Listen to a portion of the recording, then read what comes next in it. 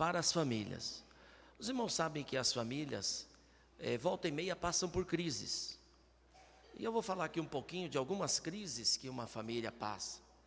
Então, às vezes a família passa por uma crise financeira, passa por uma crise de um problema de saúde, passa por uma crise que envolve, às vezes, o desentendimento no lar, um divórcio, um processo desta natureza. Então, são muitas as crises e dificuldades que as famílias passam. Mas se as famílias estiverem alicerçadas na palavra do Senhor e com a sua fé ligada em Jesus Cristo, as crises hão de passar e a vitória há de chegar na tua casa, em nome de Jesus. Amém? Mas antes eu queria falar de um costume assembleiano. Um costume que a gente está perdendo. E eu gostaria de propor aos irmãos a gente retomar esse costume a partir do domingo que vem. Não é nada difícil não, é facinho. O crente da Assembleia de Deus, quando ele chega na igreja, eu vejo que alguns irmãos ainda fazem isso, mas uma boa parte talvez não faz, porque talvez vai pegando o costume. Quando a gente chega na igreja, o nosso culto começa às 18 horas. Mas os irmãos sabem que sempre está ali, afina um instrumento, pega um negócio, puxa alguma coisa, a gente começa aí umas 6h10, 6h15 no máximo. Então, quando o irmão chegar na igreja, eu gostaria de convidar o irmão, que o irmão chegou na igreja, o irmão sentou-se no seu banco, ajoelhe e ore. Entenderam? Coisinha simples. Oraçãozinha de 5 minutos, 3 minutinhos de oração. Você vai ver o que Deus vai fazer no nosso culto domingo que vem. Amém? Então você chegou na igreja, orou 3, 5 minutinhos, e Deus vai abençoar a sua vida e o culto de domingo que vem. Amém? É um negócio difícil que eu pedi? Não, já tem uma boa parte dos irmãos que fazem, porque esta oração é importante. E por falar em oração, eu queria agradecer aos irmãos que estão fazendo um propósito de vir 3 vigílias. Nós tivemos a vigília de abril, tivemos agora, sexta-feira, a de maio, e daqui uns dias teremos a de junho. E o irmão Paulo, já conversei com ele, que em julho nós vamos ter mais testemunhos aqui de Vitória. Amém, irmãos? Então é isso que eu queria, primeiro, agradecer aos irmãos da vigília, e segundo, convidar você a este propósito. Então, chegou na igreja, dobre o seu joelho, faz a sua oração, apresenta o culto, e Deus vai se manifestar em nossa vida domingo que vem. Amém? Dá para começar domingo que vem esse desafio aí? Amém? Então tá, estamos combinados. Então vamos para a Bíblia. Abra a sua Bíblia em Gênesis, nós vamos ler 4 textos, salteadinho. Nós vamos começar com Gênesis capítulo 6, nós vamos ler 3 versículos, irmão. Eu vou tentar ser breve, para nós ministrarmos a Santa Ceia, e os irmãos poderem ir para suas casas, descansar, porque amanhã é dia de trabalho. Então, Gênesis capítulo 6, versos 5 a 8. E viu o Senhor que a maldade do homem se multiplicara sobre a terra, e que toda imaginação dos pensamentos de seu coração era só má, continuamente. Então arrependeu-se o Senhor de haver feito o homem sobre a terra, e pesou-lhe em seu coração. E disse o Senhor: destruirei de sobre a face da terra o homem que criei, desde o homem até o animal, até o réptil, até a ave dos céus, porque me arrependo de os haver feito. Noé, porém, achou graça aos olhos do Senhor. Aleluia. A primeira crise que eu gostaria de falar com os irmãos é a crise que a família de Noé enfrentou. A crise que a família de Noé enfrentou, irmãos, não é muito diferente da crise que nós atravessamos nos dias de hoje. A sociedade, ela anda, a maldade, a iniquidade, ela se multiplica. Então, quando fala aqui no verso 5, que a maldade havia se multiplicado, hoje não é diferente. Então, a maldade tem se multiplicado, a iniquidade tem se multiplicado. Eu nem, por a gente transmitir o nosso culto, eu nem vou me ater a fazer menção de coisas sociais que acontecem. Mas, se nós ligarmos a televisão e formos assistir algumas séries, alguns filmes, os irmãos vão ver que todas as séries e todos os filmes induzem para comportamentos que fogem àquilo que Deus preparou para nós, né? Há muitas séries que levam, que é o casal feliz e aquele casal de duas pessoas do mesmo sexo. Quando não é do mesmo sexo, parece que é infeliz, né? E a Bíblia diz que Deus criou Adão e Eva, e Ele diz que homem e mulher os criou, né? Nós não vamos nos ater muito a falar disso, mas o que eu gostaria de exemplificar é que a sociedade hoje, ela nos mina a todo instante com essas questões, com questões sociais ou questões de comportamento humano. Há uma relativização de tudo, né? Então, antigamente a pessoa fazia determinada coisa, mesmo que a pessoa não era crente, a pessoa falava, não, isso aí que ele fez é errado. Hoje não, aquilo que era errado alguns anos atrás, hoje é normal, né? Então, essa relativização que a sociedade tem apresentado até nós, né? Então, vou até dar um alerta para os crentes aqui, né? Então, a gente, por exemplo, vê coisas como a Bet, né? Vai jogar na Bet lá, no negócio do futebol, outros esportes, né? Há anos atrás isso era aposta, hoje em dia é bacana. Então aquilo que era mal visto, hoje é bem visto. E não é um costume brasileiro, né? O inglês adora apostar, isso é coisa de inglês. O inglês inventou isso. Tem casas de aposta na Inglaterra que são voltadas só para isso. O pessoal aposta, o pessoal é fissurado em futebol lá, então todo mundo aposta. Então é um costume que chega, são costumes que vão chegando, né? Como o Halloween, né? Que chegou aqui e misturou com a Black Friday, né? Ficou tudo black, a Friday, o Halloween, e aí vai. Então são costumes que cercam as nossas vidas, né? E a coitadinha da mula sem cabeça, o boto cor-de-rosa, né? E o Saci Pererê ficaram abandonados, porque o Halloween, estão deprimidos o Saci Pererê, porque o Halloween hoje fala mais alto do que isso. E nós esquecemos, nós estamos no Brasil, né? A coitadinha da Cuca está desempregada. Então, o Saci Pererê, coitadinho, está quase comprando uma perna a mais para ver se melhora de vida. Então, é a situação que nós vivemos. E este aparente bem-estar social vem minado de uma série de coisas que trazem crises para a nossa família. Então, hoje nós vemos jovens e adolescentes trancados nos quartos. Ninguém joga mais bola na rua. Ninguém joga mais bola na rua. A pessoa fica trancada, o jovem fica trancado, imerso naquele seu mundo de tecnologia. Agora diminuiu um pouco, mas eu me lembro que há uns 2 anos atrás, nós fizemos aqui vários pedidos de oração, irmãos aqui que trabalham em escola, de crianças, de jovens que estavam se mutilando. Os irmãos lembram? Muitos de vocês trouxeram irmãos aqui que trabalham na área da educação, sempre diziam, pastor, lá na escola, lá, o menino se cortou. Então, a sociedade, ela está novamente como estava nos tempos de Noé. De uma maneira diferente, porque a cultura é outra, o momento é outro, a tecnologia é outra, a vida é outra, as condições são outras, mas a maldade e a iniquidade se multiplica a cada dia. E aí Noé estava com a sua família vivendo nesta sociedade. E talvez o irmão e a irmã esteja apreensivo, preocupado. Você que tem aí o seu filho pequeno, você que tem o seu filho de 4, 5 anos, você que tem o seu filho adolescente, talvez esteja preocupado, o seu filho jovem, ou às vezes você já tem seus filhos casados, você está preocupado com o seu neto, com o seu netinho, o seu neto adolescente, com o seu neto está ficando jovem. Cada um de nós tem uma preocupação. É uma crise social, é uma crise de maldade que o mundo vive, é uma crise de pecado que o mundo vive. Mas diz a palavra de Deus no verso 8, que Noé, porém, achou graça diante dos olhos do Senhor. Aleluia! E é desejo do meu coração, é desejo da parte de Deus, e a palavra de Deus recomenda que Deus ache graça na sua família, e Deus guarde a sua família de todas estas coisas que a sociedade vem oferecendo. Aleluia! Eu me lembro quando eu era garoto, a pessoa ia fumar um baseado, né? O maconheiro era temido na rua, né? A mãe da gente falava assim, meu filho, não passa ali na viela que eles estão fumando maconha. A mãe da gente, né? Maconha, era um extraterrestre descendo, né? E era temido, né?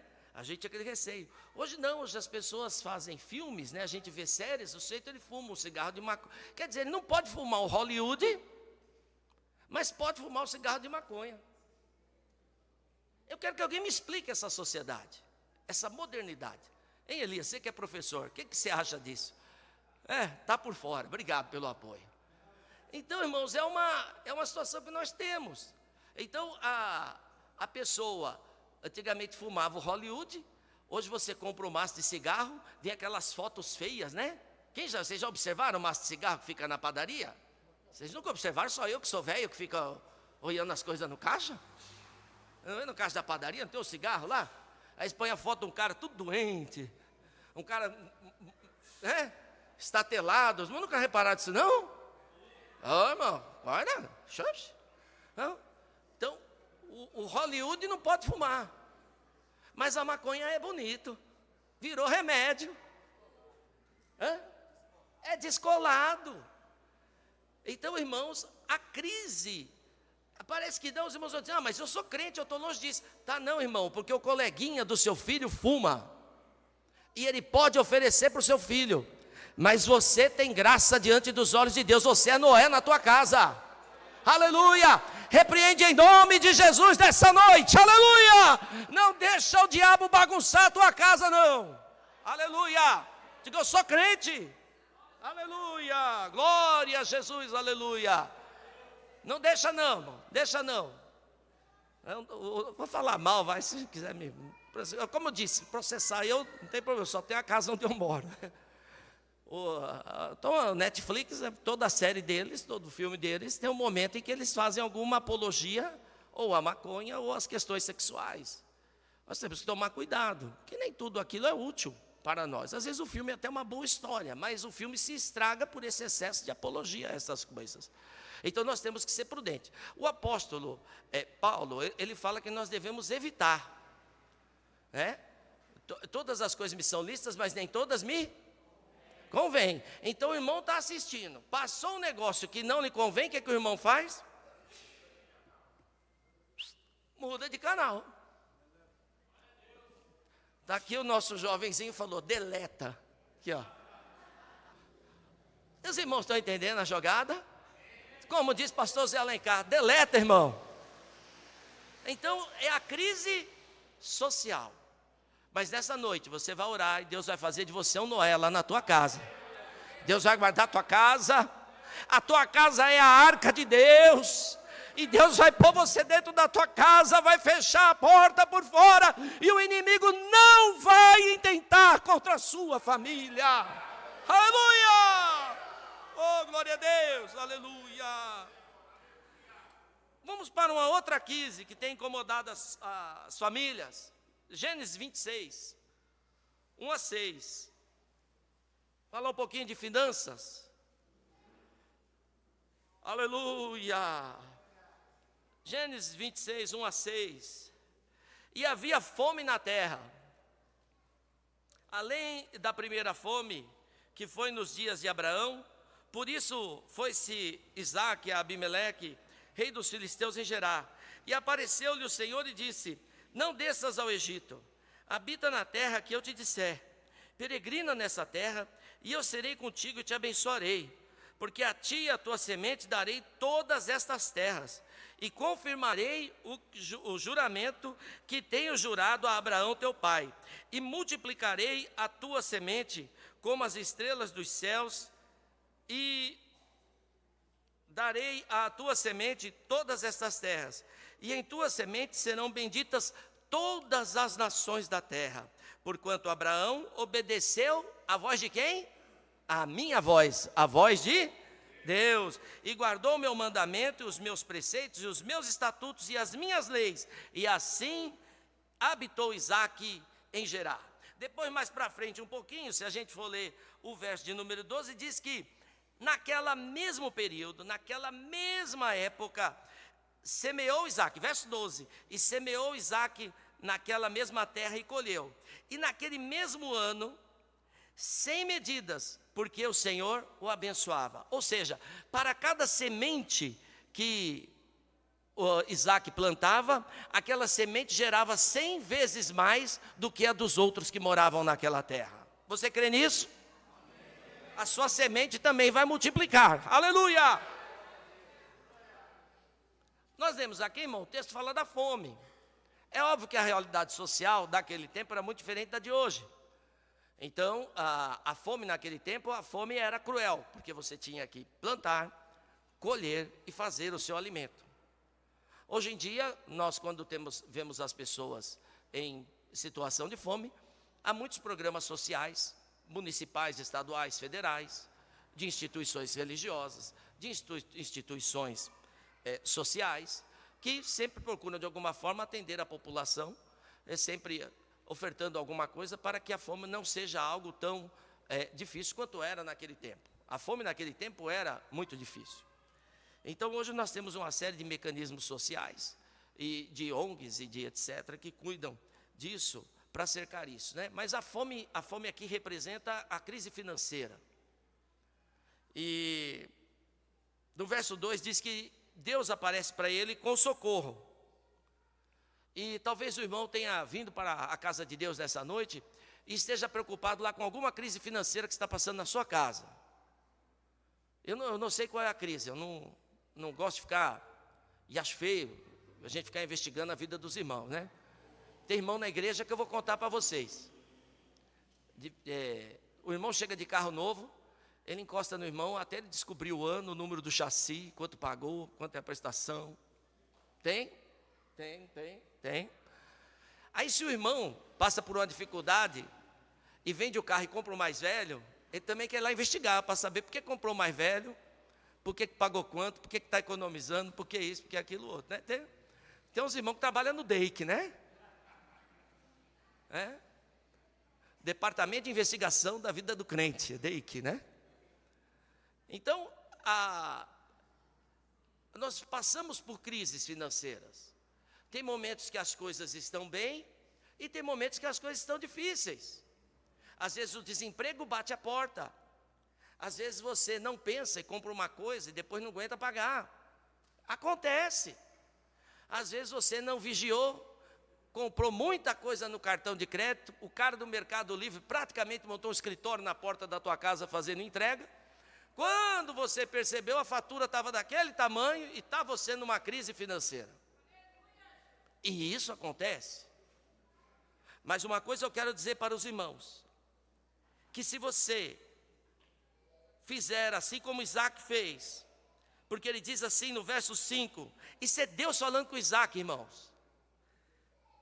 Porquanto Abraão obedeceu a minha voz.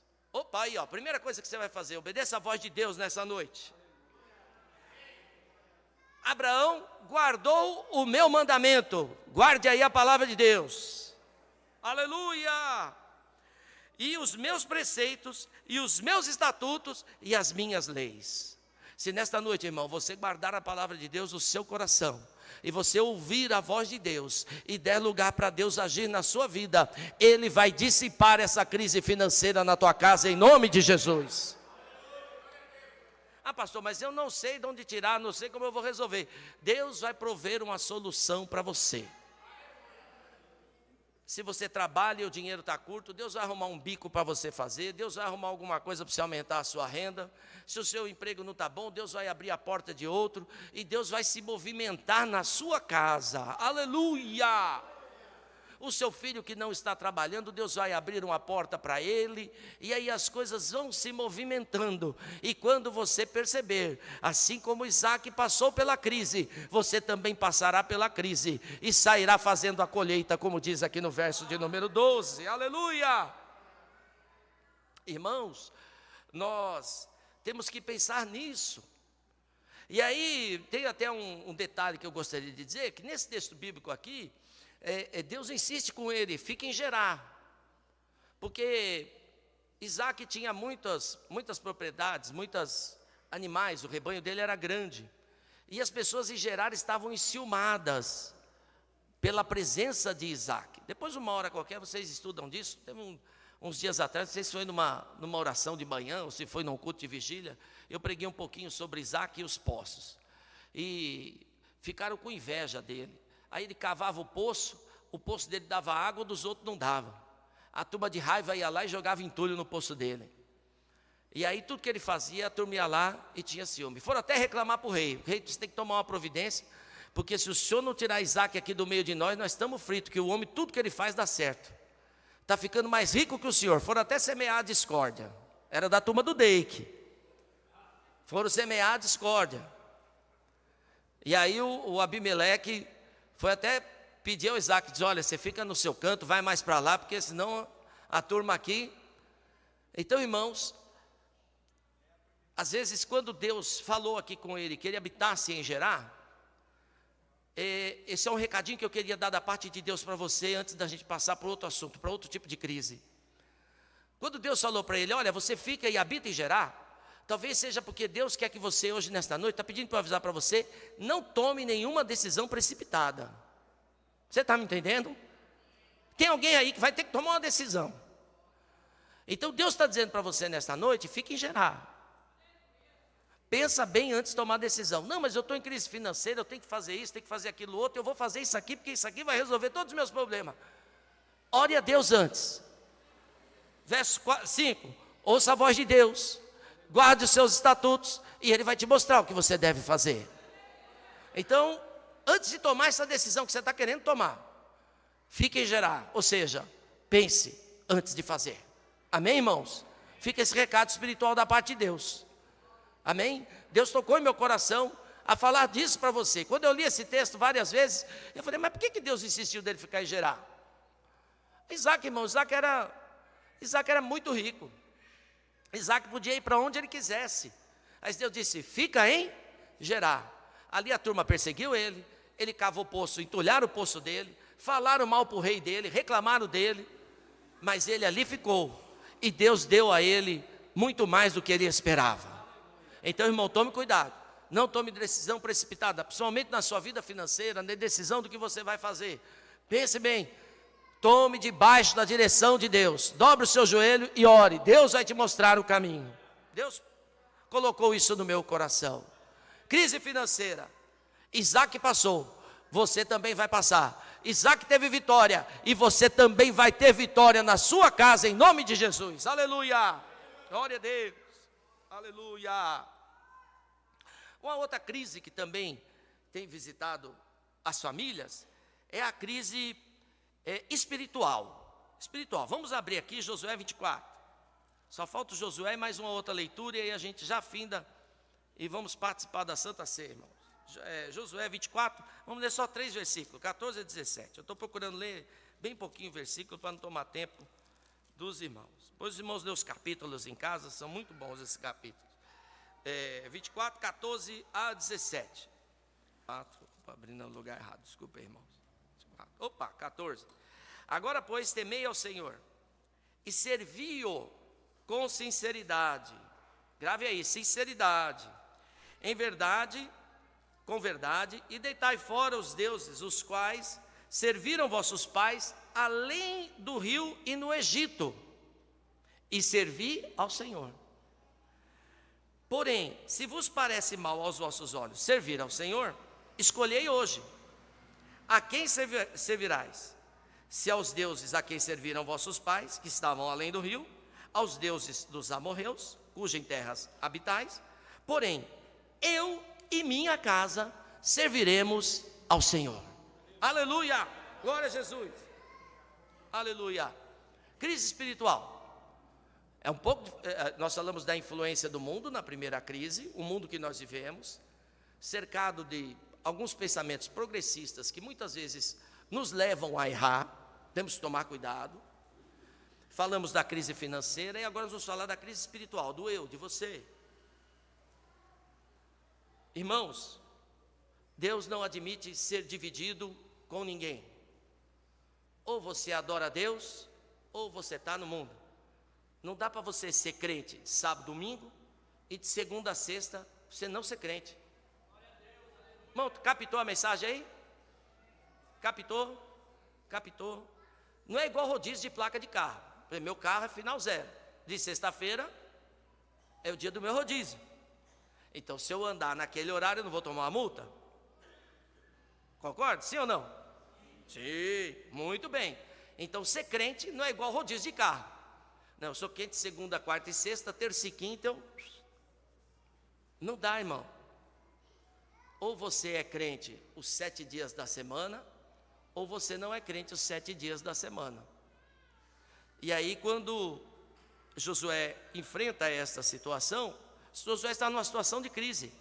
Note bem, irmãos, eles tinham acabado de chegar na terra prometida, eles tinham tudo para dar certo, mas o povo, eles já tinham, aqui acho que já tinha a muralha de Jericó, já tinha ido para o brejo, eles já estavam lá na terra, mas eles estavam perdidos. Uns queriam adorar os deuses do Egito, os outros os dos amorreus, mas Josué disse que se nós queremos a vitória, eu e minha casa serviremos ao Senhor.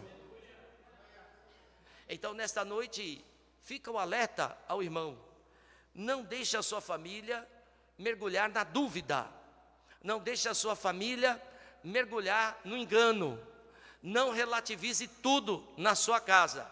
Aquilo que não é certo, não é certo, aquilo que é certo, é certo. Não dá para dizer que aquilo que não é certo é mais ou menos certo. Não, irmão, não tampe o sol com a peneira, isso aí é para outras pessoas, não é para nós. Crente, a nossa palavra é sim, sim, não, não. Então se alguém na sua casa está fraco na fé, querendo desviar-se, e você dentro da sua casa, você tem uma crise familiar, porque algum dos seus parentes, ou seu filho, ou sua esposa, sei lá quem for a pessoa, estiver querendo se afastar da fé, é momento de você chegar nele e dizer, Deus não é Deus de confusão, Ele quer que eu e você sirvamos ao Senhor. Então, queridos irmãos, cuidado com a crise na vida espiritual, não deixe a dúvida parar na sua casa, nós temos que tomar decisões, não podemos normatizar as coisas da vida. É necessário que o crente faça escolhas. Ser crente, como eu disse, não é um dia sim, um dia não, é todos os dias. Quando eu estou falando em ser crente, irmão, às vezes o irmão fala assim, pastor, todo dia, pastor quer que eu pregue, pastor quer que eu... Calma, irmão, calma. O que eu estou falando para você é ser crente, é viver como tal. Vou dar um exemplo bastante simples. Eu não posso dizer que sou corintiano e ir lá torcendo no jogo do Santos. Eu não sou corintiano. O que eu fui lá torcer para o Santos? Vamos pegar um exemplo do futebol, vai, que assim vocês me ajudam a compreender. Então, se eu sou crente, não dá para eu viver igual quem não é crente. Então, tem diferenças. Eu não estou dizendo para o irmão chegar no ônibus e pregar a Bíblia e tal. Não, irmão. Deus se mostra na sua vida nos pequenos detalhes do dia a dia. É na sua bondade, é no seu bom testemunho, é quando o irmão não apoia aquilo que é errado, é quando o irmão não compactua com quem mente, quando o irmão não engana. Isso são até um texto bíblico que fala das raposinhas, acho que está... Cantares, né? Acho que é Cantares que está. Fala das raposinhas. As raposinhas, irmão, é todo tipo de mancadinha que você dá no dia a dia da sua vida espiritual e ela começa a ficar minada. É a mancadinha, irmão. É um enrola um aqui, é mente para outro ali, é o engana outro acolá, é um enrola alguém aqui. Essas coisinhas que vão minando a nossa vida espiritual. E quando você vive como crente, você é uma pessoa que se porta bem. E aí você ganha, inclusive, o respeito de quem te cerca. Então, quando nós falamos aqui da crise na vida espiritual, é que muitas vezes, dentro dos lares, dentro das famílias, há diversas pessoas. Alguns estão firmes na casa do Senhor, mas outros não tão firmes. E aí nós temos que orar para que Deus firme a todos na sua casa, para que Deus firme a todos na sua família, e que você possa dizer como Josué disse, porém, eu e minha casa serviremos ao Senhor, aleluia, glória a Deus. Nós temos que rever esta situação, e aí Josué chega no verso 24, aí ele diz para o povo, primeiro ele diz que ele é a casa, aí ele na qualidade de líder, ele chega para o povo e disse o povo a Josué, depois que ele apertou o povo, aí o povo responde para ele, serviremos ao Senhor nosso Deus e obedeceremos a sua voz, aleluia. Sabe por que o povo respondeu isso para Josué? Porque Josué disse para eles, que não importa o que acontecesse, não importa quem fosse o Deus dali, ele e a sua casa serviriam ao Senhor. Irmão, você e a sua casa, sirva ao Senhor. E você vai mudar a vida de quem está à sua volta. Você vai mudar a vida de quem está à sua volta. Não se engane. Não se engane. Vou falar um negócio aqui. Os irmãos não ficam de mal de mim, não. Se vocês ficarem de mal, também tudo bem. Vai uns 15 dias sem falar comigo, eu não vou ficar findidinho, não. Fim do mês vocês voltam a falar comigo. Vocês vão tomar ceia, não fica... Irmãos, se tiver isso na sua casa, eu vou falar bem genericamente daquilo que eu percebo. Como pastor. Agora, isso aqui era que eu devia falar em reunião de obreiro, mas eu vou falar para vocês mesmo, para os obreiros junto. Nós temos que tomar cuidado com uma coisa. A pessoa está aqui na igreja, está congregando com você. Aí ele sai da nossa igreja. Vou dar um exemplo, isso acontece em qualquer igreja. Isso que eu vou falar aqui, eu vou falar como se fosse a nossa, mas serve para qualquer uma. Porque eu já entrevistei outros pastores, é a mesma coisa. Ele sai da nossa igreja. Aí ele sai daqui, nós estamos na A, né? Vamos chamar essa de A? Vamos chamar essa de A, igreja A. Ele ficou aqui na igreja A há 5 anos. Ele sai da igreja A, ele vai para a igreja B. Muito bem. Só que ele já passou pela A e alguma coisa aqui o desencantou. Então ele já se acostumou a desencantos. Chegando lá na B, logo ele vai arrumar alguma coisa para desencantar. Aí ele vai desencantar na B.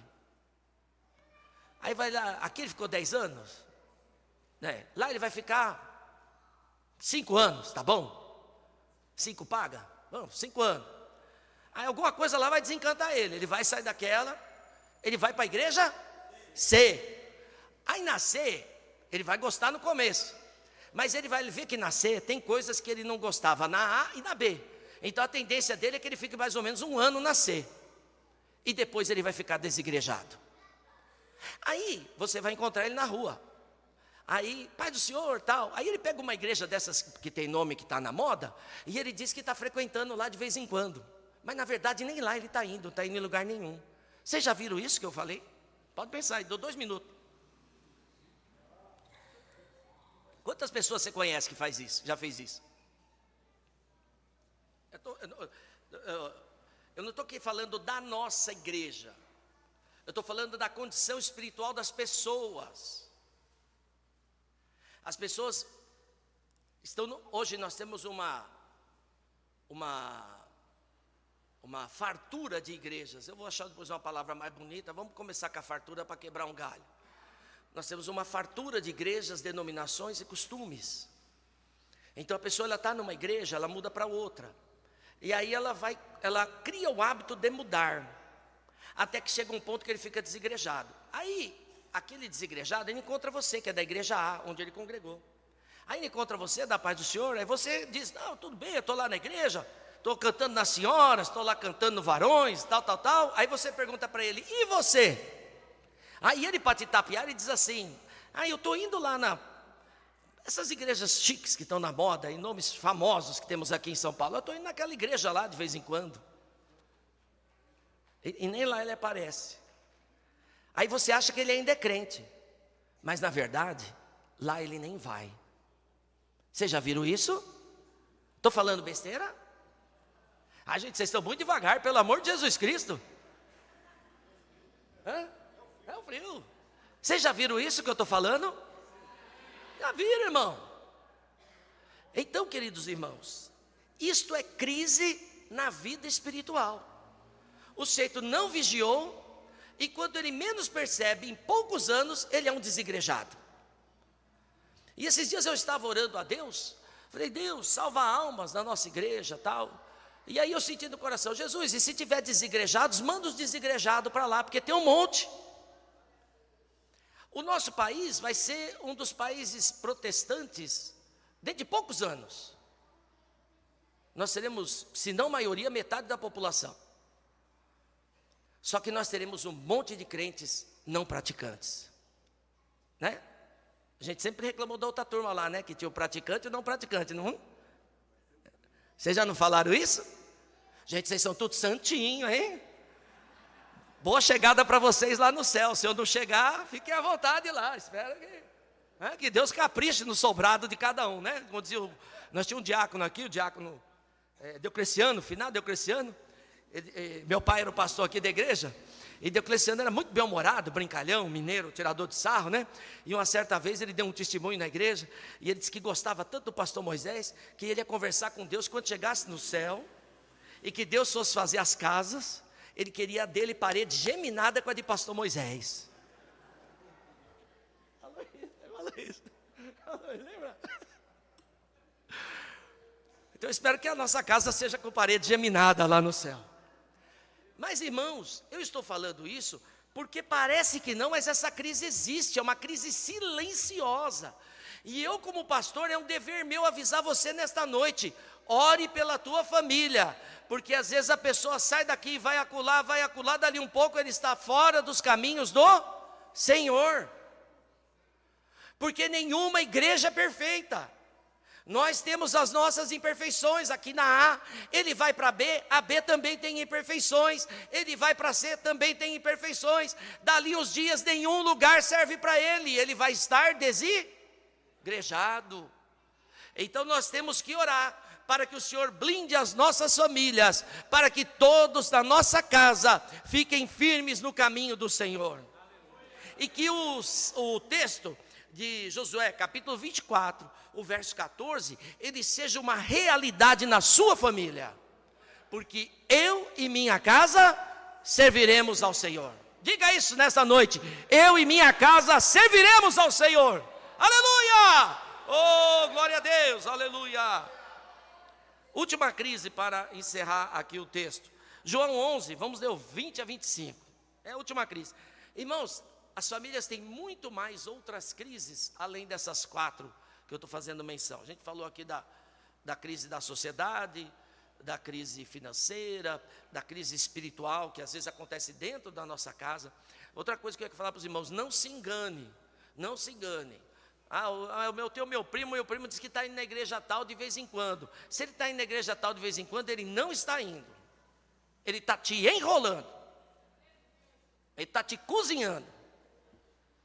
Você vai dizer para ele assim: firme com Jesus. Diga para ele assim, seja sincero. Diga: fulano, não vai lá de vez em quando não. Você está indo na igreja X? Estou. Vá lá todo domingo, que Deus vai fazer morada na sua vida. Ele não precisa vir aqui não. Lá onde ele está indo, que ele diz que vai. Você diga para ele: então você vai. Porque se você não for, Deus não vai fazer morada na sua vida. Amém? Não se engane. Às vezes a gente deixa se enganar por conversa de parente, dá umas cozinhadas na gente, que é um negócio terrível. A outra crise que a gente passa são as crises na nossa vida física. Então, em João capítulo 11, verso 20 a 25, uma família passou por uma crise. Vamos ler aqui a crise dessa família. E aí nós vamos encerrar com essa crise. Já deu 8 horas, os irmãos vão ficar de mal de mim hoje. 11, 20 a 25. Diz aí o seguinte, texto bíblico: ouvindo, pois, Marta que Jesus vinha, saiu-lhe ao encontro. Maria, porém, ficou assentada em casa. E disse, pois, Maria a Jesus: Senhor, se tu estivesses aqui, meu irmão não teria morrido. Aleluia! Isso é fé, hein, irmãos?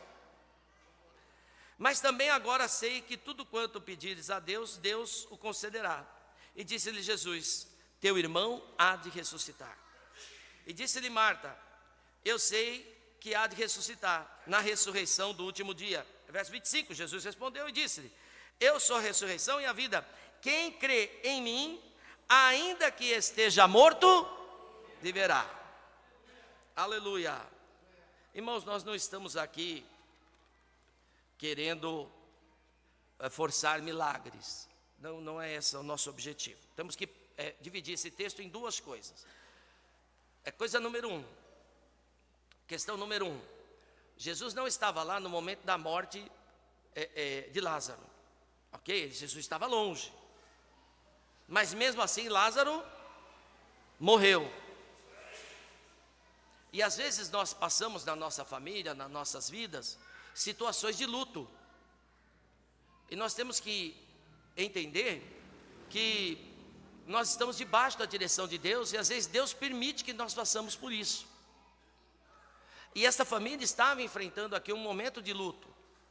É claro que a palavra de Deus nos diz que nesta família em específico, Jesus tinha planejado para eles fazer a ressurreição daquele ente querido. Então, há uma situação específica. Mas na maioria de nossas famílias, quando nós perdemos um familiar, nós nos entristecemos, nós choramos, nós lamentamos. Mas nós sabemos que a vontade de Deus é soberana e Ele veio a recolher aquele nosso familiar. Então nós vamos ficar entristecidos, mas paulatinamente o Senhor vai proporcionar consolo à sua vida e à sua família. Então esta é uma situação. Elas já estavam vivendo essa situação. Uma irmã estava sentada em casa e a outra foi ter com Jesus. Provavelmente a que estava sentada em casa estava triste com a perda do irmão. Mas Jesus foi até elas e Jesus fez o milagre da ressurreição. Então, isso nós gostaríamos de falar concernente à perda. A perda na nossa vida, ela está ligada à vontade soberana de Deus. Eu e você não podemos intervir. Nós não podemos intervir. Alguém já fez cirurgia aqui? Quando você volta da anestesia, qual a sensação que você tem? Puxa, me livrei dessa. Eu já operei o coração 2 vezes. Quando eu abro o olho na UTI, eu digo, estou aqui. Primeira coisa que eu falo. As enfermeiras falam, não, sou um doente tão bem-humorado. Eu falei, eu não morri. Tá bom, estou aqui. Porque a vontade soberana de Deus permitiu que eu permanecesse mais um tempo. Mas às vezes a vontade permissiva de Deus, ou a vontade soberana de Deus, melhor usar soberana que é mais correto, né? A vontade soberana de Deus, às vezes permite que alguns fiquem e que outros não fiquem.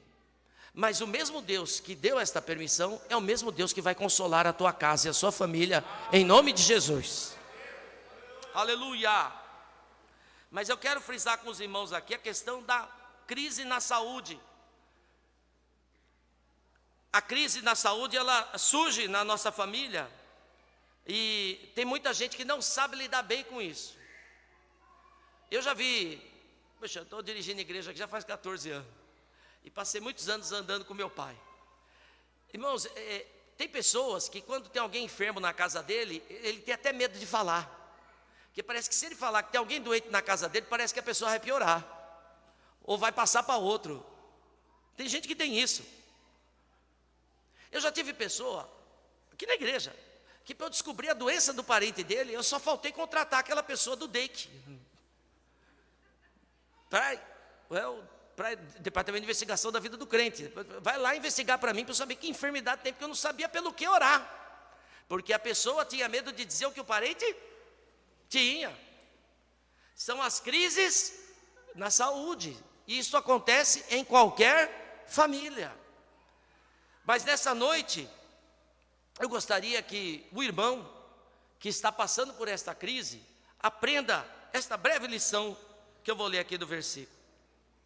Versículo de número 21, que nós já lemos, e eu vou ler de novo. Disse, pois, Marta a Jesus, se o Senhor estivesse aqui, meu irmão não morreria. Crise na saúde. Se você crê em Jesus, creia que Ele vai entrar com providência na saúde da sua família. Não tenha medo de dizer que está enfermo. Eu estou enfermo. Eu falei para os irmãos que já operei o coração 2 vezes. E a minha maior alegria é que quando eu saio da anestesia, eu descobri, eu estou vivo. Dessa última vez, eu me lembro que quando eu saí do hospital, eu falei, Caio, pega o carro, lá vamos embora, né? E eu entrei no carro, quando eu entrei no carro, eu falei, eu não acredito, eu estou indo para casa. E vim para casa. E aqui estou eu aqui, avisando você que Jesus quer que você também vá para casa.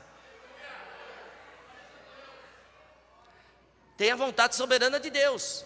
Às vezes pode ser que a pessoa que está enferma na sua família, talvez Deus não queira curá-la, Deus tem algo a fazer na vida daquela pessoa. Mas, se Deus tiver que curar e Ele decidir, Ele vai fazer. O crente tem que pensar o seguinte, que Deus pode tudo. Deus pode tudo, irmão. O dia que você começar a pensar assim, você vai ficar mais calmo. Deus pode tudo. Ele pode curar quem Ele quiser, a hora que Ele quiser. Só que a vontade dEle é soberana. Então pode ser que Ele queira curar você daqui uma semana, pode ser que Ele queira curar na sua casa daqui um mês, daqui um ano, ou pode ser que Deus não queira curar, Ele queira que aquela doença vá até onde tiver que ir. Mas o importante é saber que Ele pode. Ele pode. Tem um corinho, não sei se é os jovens que cantam, que o refrão os jovens ficam, Ele pode, Ele pode, Ele pode. Jesus pode, irmãos. Mas esta crise, ela assusta muitas pessoas. Tem pessoas que não são acostumadas a ter parentes enfermos em casa. Quando o parente fica doente, a pessoa entra em parafuso. Eu já vi, irmão. A pessoa entra na igreja. Tem irmão que entra em parafuso. Ele fica, parece que todos os problemas do mundo estão na casa dele, porque tem alguém enfermo lá. Não, irmão, a gente enferma em todo canto. Mas nós, como crentes em Cristo Jesus, nós temos que ter firme esperança de que Deus pode fazer. Mas temos que ter paciência para aguardar Ele fazer. Aleluia! Então, nesta noite, a mensagem que eu deixo para os irmãos é que as crises virão sim na sua casa. Hoje nós celebramos aqui o Dia das Mães. Mãe nos reporta, quando você fala a palavra mãe, primeira imagem que vem à tua mente, família. E eu não podia deixar de falar um pouquinho aqui sobre família. Se há muitas outras crises, eu não fiz menção aqui de uma série delas, eu peguei essas 4 crises. Mas além dessas crises, há muitas outras. Mas o que eu quero dizer para você é que a sua família vai passar por crises espirituais, crises materiais, crises na saúde. Mas saiba você que Deus é contigo em todas estas crises. E a palavra de esperança que eu dou aqui aos irmãos nesta noite é que não importa qual dessas crises esteja batendo na porta da tua casa, o importante é que Deus está na sua casa. Aleluia! Glória a Jesus, aleluia! E eu deixo aos irmãos esta reflexão: não desanime, as crises vêm. Talvez alguma dessas crises, você que está me ouvindo, poxa, aquela crise ali tem lá em casa. Uma dessas 4 que o pastor falou, lá em casa está acontecendo. Não tem problema, irmão. Faz parte ter crises. Mas saiba que Deus está com você. Amém? Tenha fé nisso. Vamos nos levantar e orar, agradecer a Deus. Eu senti em meu coração trazer essa palavra aos irmãos. Mas olha, viu, fica em gerar. Não toma decisão sem pensar, não. Ah, fulano fez, eu vou fazer. Opa! Né? O que deu certo para fulano pode não dar para você. Está me entendendo aí? Tem alguém que pode estar nessa situação que eu estou falando aqui. Eu preciso tomar uma decisão, principalmente coisas materiais. Eu preciso tomar uma decisão porque fulano fez e para ele dá certo. Para ele deu certo, para você pode não dar. Então ore para que Deus dê a sua decisão. A sua. Para você. Pode ser diferente da do teu primo, do teu cunhado, do teu vizinho, do teu coleguinha de trabalho. Pode ser diferente. Deus tem outro plano para você.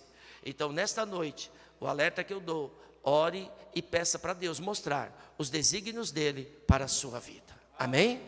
Senhor Deus Pai Celestial, somos gratos por esse momento de reflexão, de preocupação com as famílias, no momento em que a nossa sociedade atravessa.